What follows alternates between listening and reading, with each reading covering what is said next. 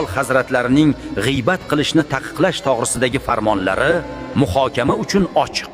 Menga qolsa, g'iybatchilarni hammasini to'plab o'rmondan haydash kerak. Men e'tiroz bildiraman.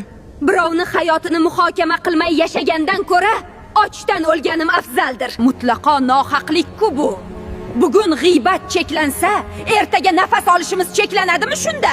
Menimcha, g'iybatsiz hayotimiz ancha zerikarli bo'lib qoladi. To'g'risini aytsam, buni unga yomonlamasdan yashashim qiyin.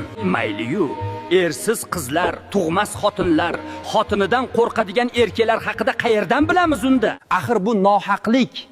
Axir bu so'z erkinligini cheklash degani ba'zi o'rinlarda. Ha, unday bo'lsa, birovni hayotiga suqmasak, qayerga suqamiz? Bu sho'rtumshuqni. Qirolim, hozir zamon nozik. Hammani o'z holiga qo'yib bo'lmaydi. Chaynab turish foydali.